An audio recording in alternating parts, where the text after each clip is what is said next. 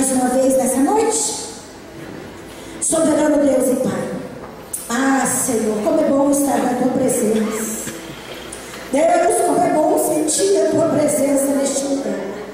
E agora, Deus, a tua filha, que mais uma vez, Pai, vai ser canal de bênção para as nossas vidas, Pai, assim como sempre tem sido até aqui. Mais uma vez, Pai, nós declaramos sobre ela a tua graça, a tua unção, a tua misericórdia. Oh, meu amado Espírito Santo, toma ela com poder, com graça e com autoridade do céu, para que nós possamos, Pai, ser alcançados, Senhor, pela tua boa e perfeita, agradável vontade nessa noite, para a glória do teu nome. Amém.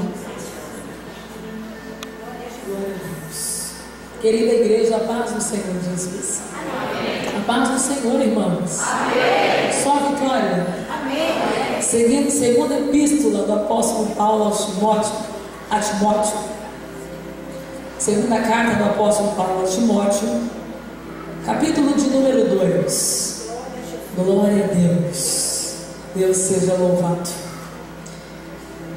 Eu quero louvar e enaltecer o nome santo do eterno Deus e tributar ao Senhor toda a nossa, minha, a sua gratidão a Deus por mais um dia de vida. Como disse o salmista, nós deitamos, dormimos e acordamos em paz, porque o Senhor tem cuidado de nós.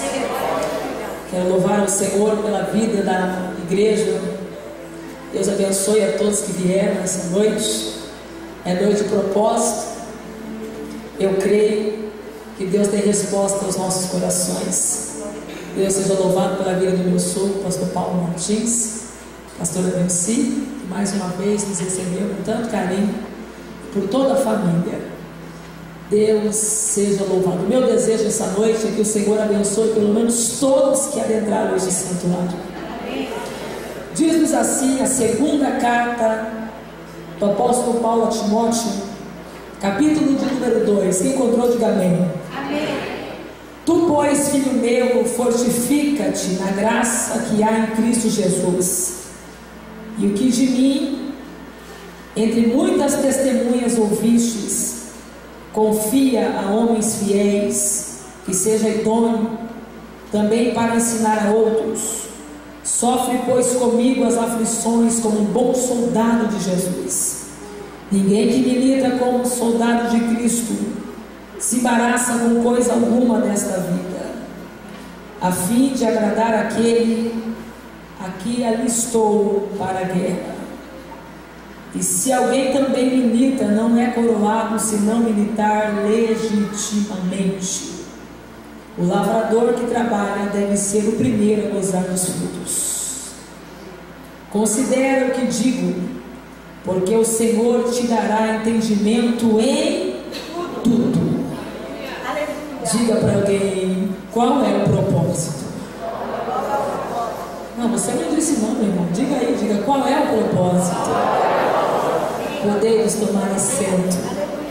Deus seja louvado. Querida igreja, eu quero falar esta noite a vós outros, subordinado ao tema, como uma pergunta: qual é o propósito? É interessante falar que a segunda epístola, carta do apóstolo Paulo a Timóteo, é exatamente a despedida do apóstolo. Ela foi escrita aproximadamente no ano 67 depois de Cristo. E dentre as 13 epístolas ou 13 cartas que o apóstolo Paulo legou, a segunda epístola, segundo escreveu Paulo a Timóteo, é a sua despedida. Vejamos o contexto histórico da época.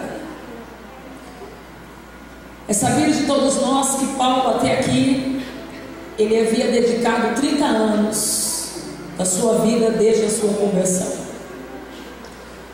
13 anos ele colocou a sua vida em buscar a Deus, em pedir a Deus direcionamento, mesmo fazendo a obra. Mas a partir dos 13 anos de ministério, a vida do apóstolo Paulo foi marcada por grandes portas, por grandes lugares que Deus havia levado. Mas aqui, no capítulo de número 2, a segunda epístola, segundo escreveu Paulo a Timóteo, Paulo já havia dedicado a sua vida plenamente ao Evangelho. E a Bíblia diz que ele foi um dos principais na nascente da igreja, no século I, a igreja cristã. Paulo termina o seu apostolado segundo o reinado de Nero, e a Bíblia diz que ele foi martirizado por Nero. Nero foi um dos piores imperadores de Roma. Ele era considerado um homem louco, insânico, que para querer construir uma Roma mais bela, mandou colocar fogo em toda Roma. E dentre os 14 bairros de Roma, 10 foram completamente consumidos pela chama, pelo fogo, e 4 foram completamente povoados por judeus e cristãos. Então a mulher de Nero lhe deu um conselho: por que você não põe a culpa do incêndio nos crentes? E então a história diz que os crentes foram completamente perseguidos, foram completamente melindrados, injuriados, e também houve uma tremenda chacina. Vejamos que nessa época os crentes já haviam crescido muito e eles estavam incomodando. Segundo a história, os crentes aqui eram chamados como antógrafos, porque eles comiam o sangue de Jesus e bebiam, eles comiam a carne de Jesus e bebiam o seu sangue. E isso é escândalo para os judeus. Estamos falando da Santa Ceia. Então os crentes foram queimados como tocha nas praças de Roma. Eles foram jogados nas arenas e comidos por feras. Uma extrema chacina, um massacre. E o contexto histórico diz que Paulo já tinha pregado os seus 30 anos. E já no fim do seu ministério, Paulo estava preso em Roma. Eu estive na Itália, exatamente na prisão de Roma. Eu queria ter preparado para vocês umas fotos, para que vocês pudessem ter pelo menos uma ideia do que foi a prisão de Paulo. Paulo não esteve lá preso apenas uma vez, ele foi preso 2 vezes, mas na terceira vez, ele ficou jogado na masmorra, no 3º andar abaixo do nível da rua, um lugar difícil, um lugar pequeno, um lugar sujo, um lugar de massacre. E eu digo que foi de lá que Paulo escreveu essa carta. Quando Paulo está preso em Roma, ele sai dali na sua segunda prisão já para ser martirizado por Nero.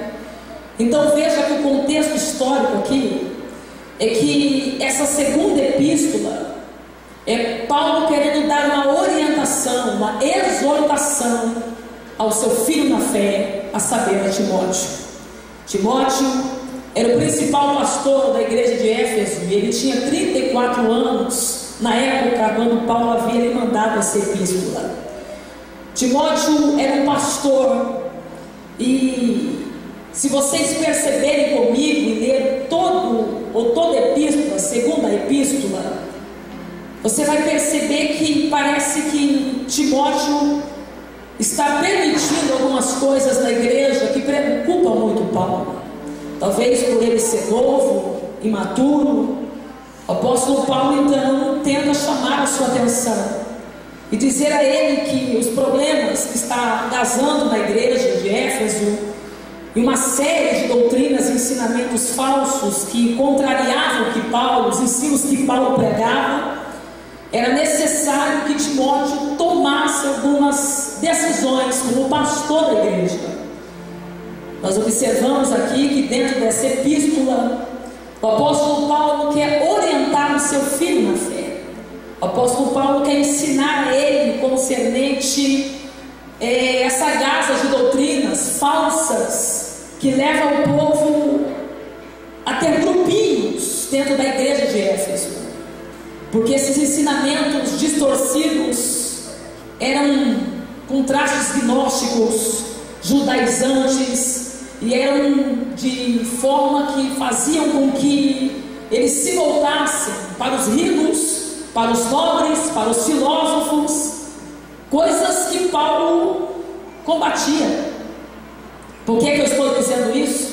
Porque Paulo escreve a Timóteo exortando de como é o procedimento de um pastor, como é o procedimento de um líder, como é o procedimento de um chefe de família, como é o procedimento de alguém que tem sonho, de alguém que recebeu algo na mão de Deus, como alguém deve tomar as suas decisões. Então Paulo está dizendo: Timóteo, meu filho, não tenha medo de fazer o que você tem que fazer. Não tenha medo de tomar atitudes que você tem que tomar. O que Paulo está dizendo é que Timóteo precisava agir, repreender certos procedimentos, porque Paulo está vendo as heresias, os grupinhos, Paulo está vendo a falsa doutrina. Então vejamos que a carta foi escrita a Timóteo e Paulo traça aqui sérias instruções. Nós poderíamos falar aqui concernente 5 parâmetros acerca do ministério, acerca dos membros, acerca dos ministros, acerca da postura cristã. Nós poderíamos falar aqui acerca dessa carta de uma forma universal. E qual é a estrutura sinótica dessa carta? Primeiro, Paulo fala acerca de gratidão. Paulo está dizendo que todo homem que serve a Deus deve ser grato. Segundo, Paulo está falando sobre a responsabilidade cristã. Todo aquele que entregou a vida para Jesus tem que ter responsabilidade. Terceiro, Paulo está falando concernente às características de como deve ser o ministro do Evangelho. Quarto, Paulo está falando concernente à apostasia, o final dos tempos que estava se aproximando.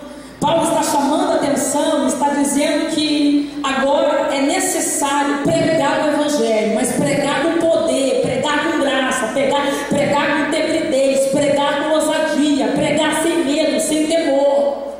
Sexto, Paulo está se despedindo na segunda epístola desta vida para a eternidade. Eu disse que eu quero falar subordinado ao tema: qual é o propósito? Qual é a meta?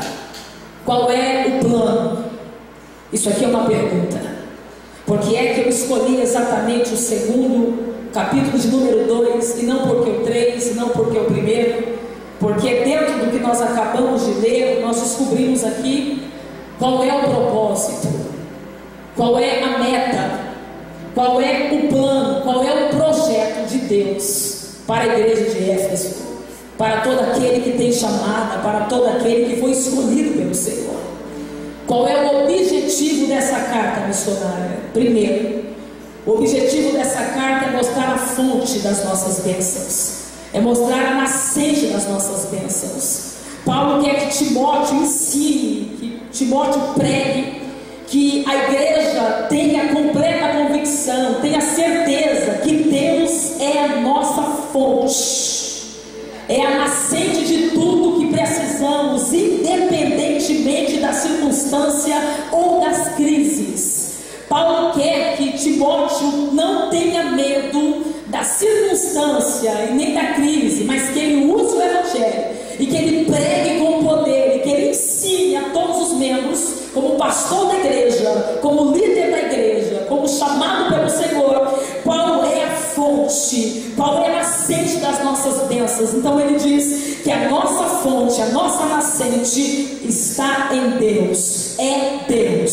Sabe o que ele está dizendo? Que todo aquele que foi escolhido pelo Senhor tem que parar de colocar a sua expectativa na lei do país, na economia do país, na política do país, porque Paulo está dizendo que quem olha e acredita na nascente das suas bênçãos dentro da vida, do mundo natural, ele não passa de um cego, nu e miserável. Aquele que serve a Jesus tem que ter certeza que a política pode estar mal, que a luta pode ser grande, que a adversidade pode ser tamanha, que a crise pode ser avassaladora, mas Deus continua no controle da nossa vida.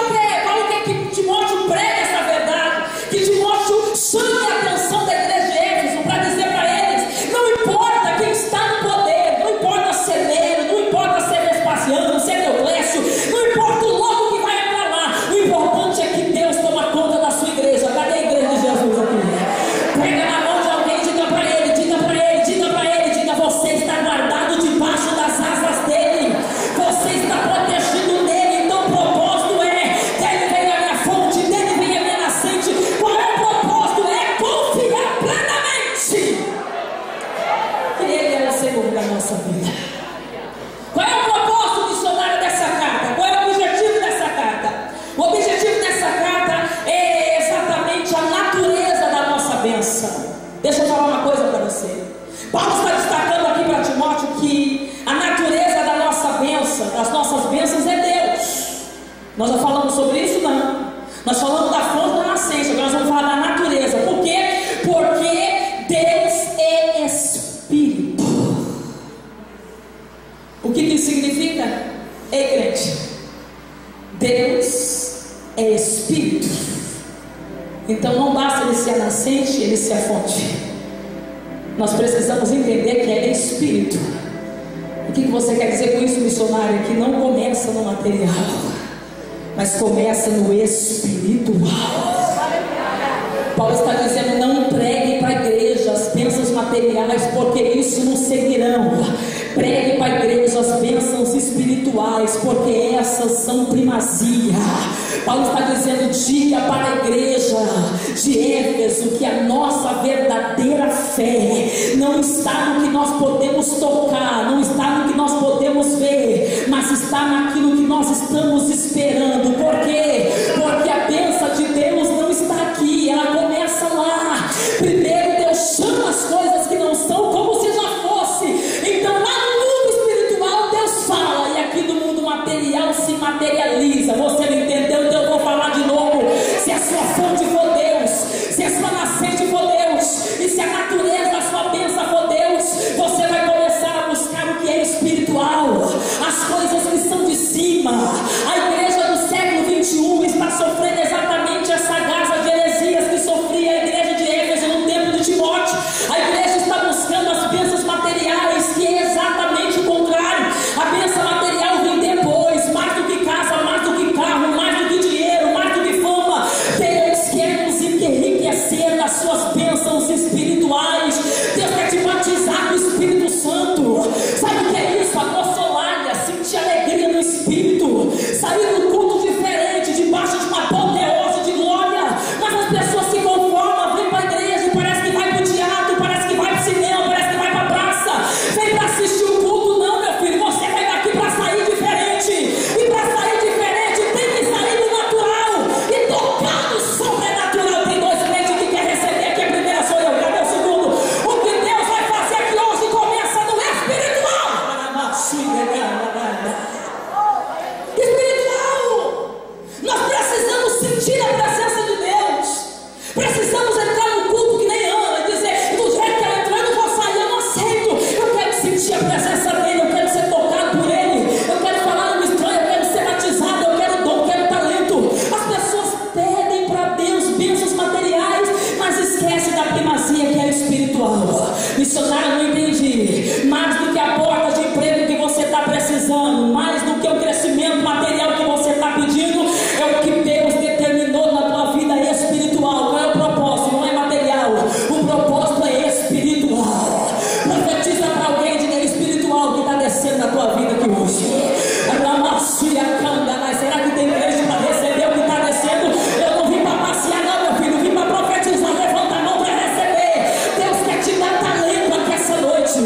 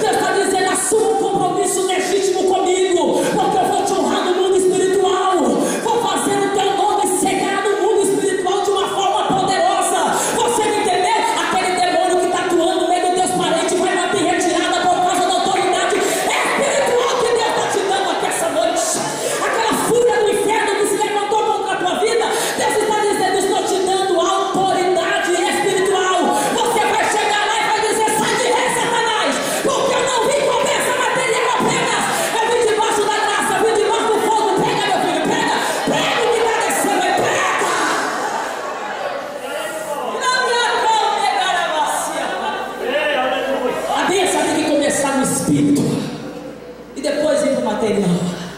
Profetiza para alguém, diga: depois do espiritual vai vir o material.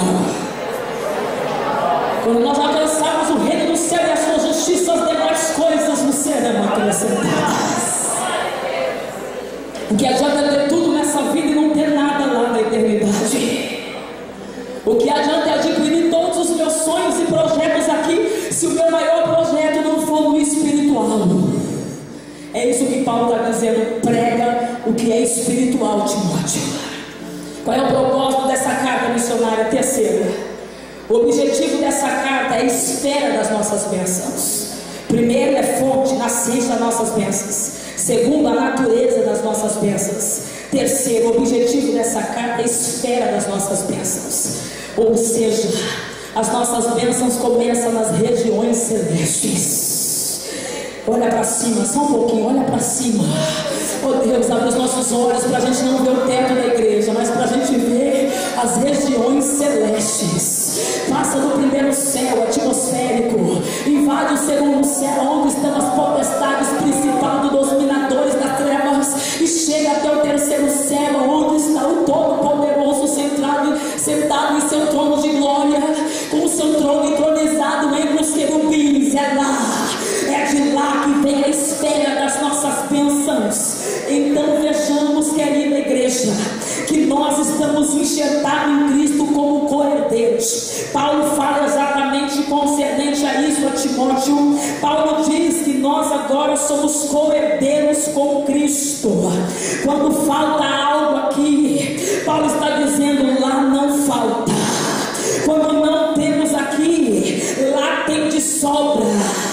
Deus quer que confiemos nele, que conheçamos a infinitude, qualidade do que é infinito, inesgotável, grandioso, intenso. Missionário, não estou entendendo, está faltando na tua vida aqui, mas lá tem de sobra. Deus está dizendo: começa a buscar das regiões celestes. Está faltando aqui, Deus está dizendo: mas lá não falta, tem de sobra. Vou te dar, vou te abençoar, vou te prosperar, vou te fazer crescer. Você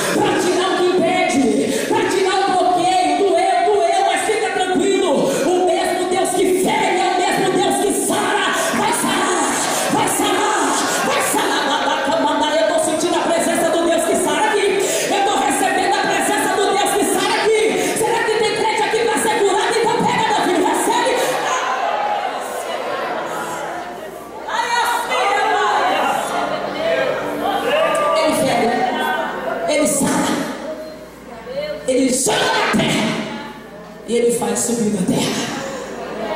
Ele deixa o homem descer lá embaixo no poço, no pó, e Ele mesmo pega o homem do pó da cinza, do monturo, e o faz assentar entre os príncipes.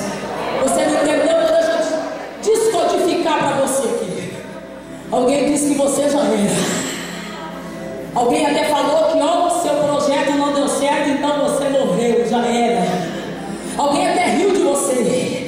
O que não falta é demônio no dedo cruzado, pastora Neuci, no inferno dizendo: deu errado o plano dele, deu errado a meta dela, tá quebrado, tá ruim. Que nem diz os irmãos lá do Nordeste, tá lascado.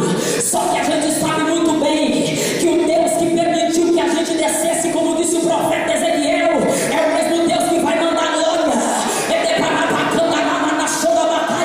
Deus vai mandar a glória e vai levantar você desse buraco, crente. Eu vim aqui debaixo da autoridade para dizer para você que a espera da sua bênção está no mundo espiritual, está nas regiões celestes. Esse ano não vai acabar sem que Deus confirme o que Ele tem na tua vida. Esse ano não vai acabar sem que Deus mande sinal na tua casa. Esse ano não vai acabar sem que você veja a glória de Deus. Quem pega? É só para quem crê. Quem não crê fica quieto mesmo. Mas quem crê, e eu sou pentecostal mesmo. Olha não, levanta a mão e adora, adora, adora, adora. Meu Deus do céu, se o diabo achou que você ia morrer, ele vai ter que assistir a virada da tua vida, meu filho. Levanta a tua cabeça, mete o pé na cara desse demônio. Reage, reage que o tempo de Deus está chegando aí. Reage que a vitória de Deus na sua vida vai ser intensa, vai ser inesgotável, vai ser grandiosa, vai ser infinita. Orabaçuia não, legarabaçuia séria.